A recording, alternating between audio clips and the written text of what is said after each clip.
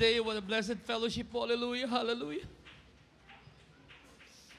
From the start po, hallelujah, from the morning prayer po, talaga bang we know the Spirit of the Lord po is in our midst po. Hallelujah, hallelujah, Yes, hallelujah. Highest praise, highest worship, highest glory po, hallelujah, only belongs to our Papa Jesus po, hallelujah. Double honor and double respect po sa ating beloved Evangelist Will Estrada Almeida, hallelujah. And will forever treasure po yung mga iniwang aral po ng ating Mama Dear, hallelujah, hallelujah. Talaga po, presensya po ng mahal po yun, hallelujah, napakasarap pong damin, hallelujah, hallelujah. Hallelujah, hallelujah. Talaga pong, nung pag nagmamasdak po yung mga children's choir kanina, saka po yung mga youth and singles choir, talaga pong hindi ko alis sa aking isipan ko paano doon po ako nagsimula, hallelujah, hallelujah, kung paano pong talagang hinubog po ako ng malapay nung Isus, hallelujah, dun sa murang edad po, hallelujah, 10 years old po nung masave po ko 1985. Talaga pong nag-iwan na po siya ng binhi sa aking puso, hallelujah, hallelujah. Time may change us, hallelujah. Blessings might change us. Trials and persecution might change us, hallelujah. Pero basta mangunyapit lang po tayo sa ating mahal na Panginoong Isus, hallelujah. Lagi po siyang nandyan, hallelujah, hallelujah. Hallelujah. Back in 1985 po, may kling patotoo lang po, hallelujah. Doon po kami na-save, November 1985. Ang nanay ko po ay leader po ng Black Rosary. Isang malaking reliyon po, hallelujah. Ang mga kapatid ko po ay member po ng choir, hallelujah. Ako naman po isang altar boy, hallelujah. Talaga pong doon po umiikot aming buhay, hallelujah. Pero talaga pong ang gulo ng aming buhay, hallelujah. Yung isa po naming kapatid, hallelujah, na extra po sa showbiz, ganyan. Ang dami pong problema dinadala sa aming buhay, hallelujah. Talaga pong minsan nandiyan po yung mga pulis, pumapasok sa aming bahay. Talaga pong hinahabol siya hanggang sa aming bubong, hallelujah. Talaga pong napakagulo po, hallelujah. Ngunit sa pagdating po nating mahal po sa aming buhay, talaga pong niligtas po kami, hallelujah, hallelujah. 1985 po habang nandun po kami sa simbahan, hallelujah. Nandun po sa harapan si nanay, ako po yung sakristan, hallelujah. Si nanay po nag-pass out, hallelujah. Right in front of the big church, hallelujah. Right there and then po, sinugod po siya doon sa Singyan Hospital. Binigyan po siya 3 to 6 months to live. That was November 1985. Fast forward po, binigyan po siya gradual healing, hallelujah. At marami pa pong taon. At yung kanyang mga karamdaman po, yung mga karamdaman niya po ay tinatawag na minudo. Pag ginamot mo yung isang karamdaman, nagko-conflict po sa isang karamdaman, talagang hindi po namin alam aming gagawin, hallelujah. Ngunit salamat po sa ating mahal na Panginoong Isus, hallelujah. Talaga pong nandyan siya, hallelujah. Tinawag niya kami sa kanyang paanan, hallelujah. Ngayon sumasamba sa kanya, hallelujah, hallelujah.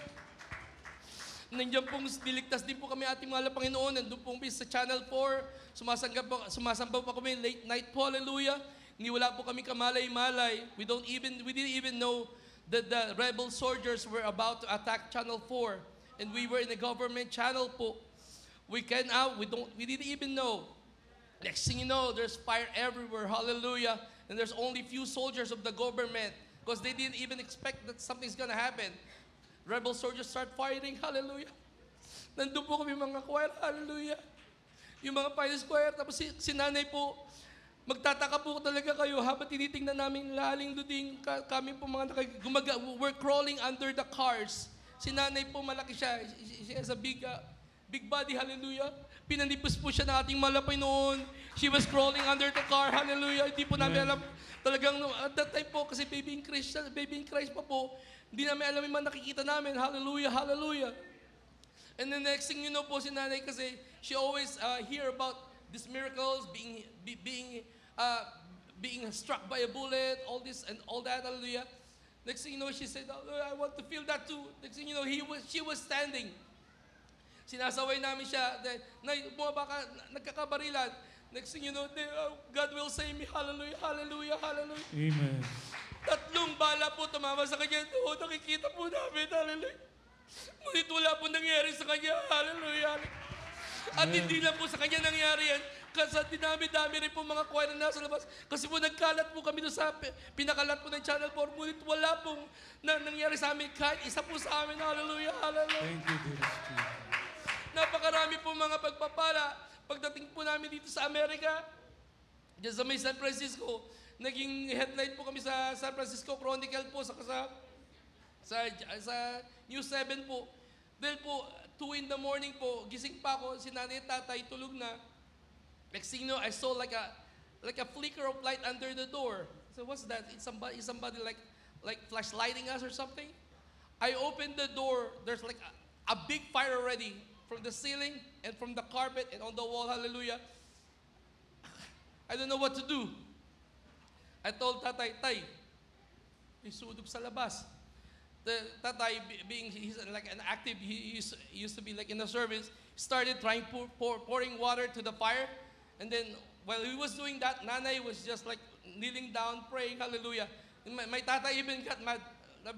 He said, Levi, we're already burning here. Why are you doing? He said, calm down. God will save us. Hallelujah, hallelujah. Amen. Okay, kinuha lang po ni nanay yung mga important documents, tapos we walk out, hallelujah. Hindi na po namin alam na nangyari, hallelujah. Ang sinabi na naman po ng mga reporter and then the firemen, it's like we're walking in the middle of the fire and we're not being touched by the fire. Hallelujah, hallelujah. Amen. Hallelujah. Hallelujah. Tapos na-interview po ako sa news. Sabi ko lang lahat, we're a member of JMCIM, Jesus Miracle Crusade International Ministry, and God save us. Hallelujah, hallelujah. Hallelujah. Napakarami po mga major na testimony. Pero habang dumadaan po mga panahon, hallelujah, parang mga minor testimony na lang. There came a time, that was like few months ago, may nagpipreach po. Sabi niya, Misa po, okay rin tayo mag-pray ng bagong patotoo.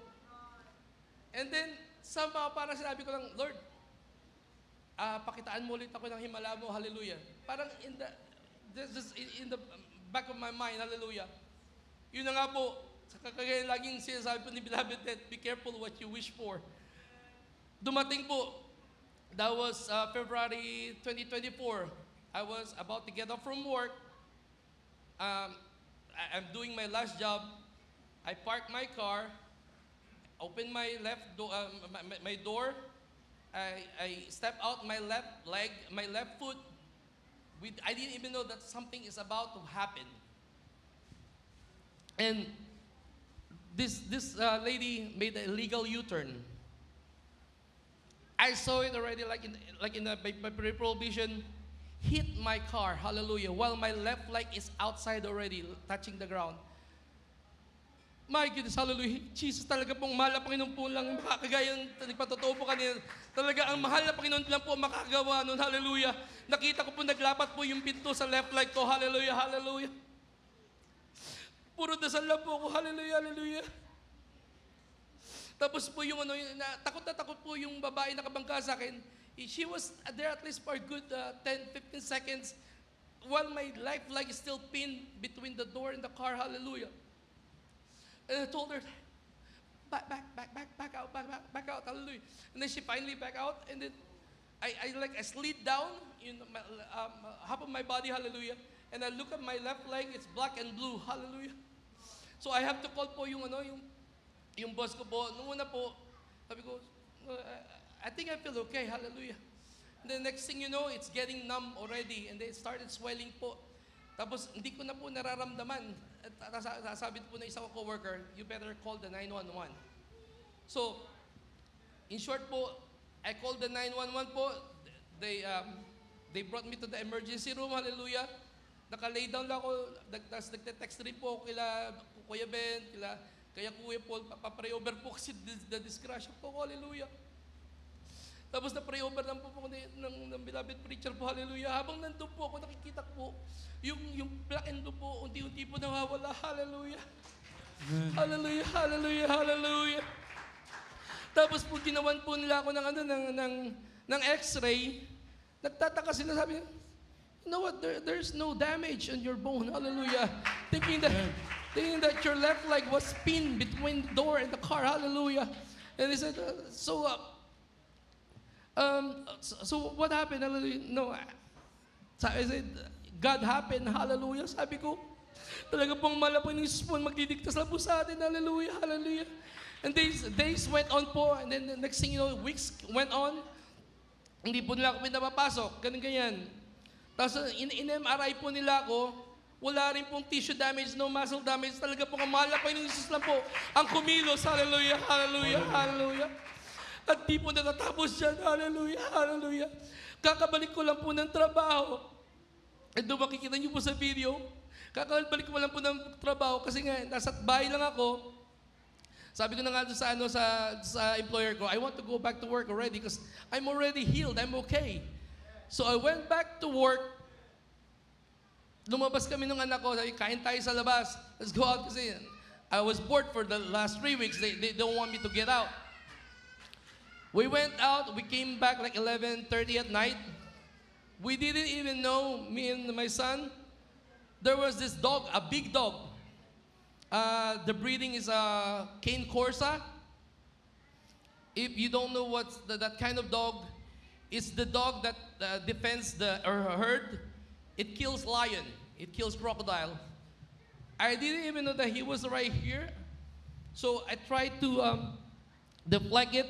He tried to bite here. And then when I went around, he was able to engage. Hallelujah, hallelujah. Talaga pong malapag ng Jesus. Hallelujah. Puro lang, in Jesus' name, in Jesus' name, in Jesus' name. Hallelujah, hallelujah, hallelujah. At tinignan ko po yung hindi ko po, may 2 butas po, hallelujah. Pero it didn't penetrate po the flesh. It's only the skin, hallelujah. Pero talaga po, malapag ng Jesus, hallelujah. Sabi ko, malapag nun. Isa lang, iba-igay, 2, hallelujah. Talaga po naalala ko bigla yung panalangin ko sa kanya na nabigyan niya ako ng bago pa totoo. Talaga po ang mahal po doon, ibibigay niya sa iyo. Hallelujah, hallelujah. Amen. Hallelujah. Talaga po marami po mga pagpapala at mga himala sa buhay. Hanggang dito na lang po, hallelujah. Lahat po ng pagpapasalamat at pagdadalamati at pagluluwalati sa ating mahal po yung Jesus po lang. Hallelujah.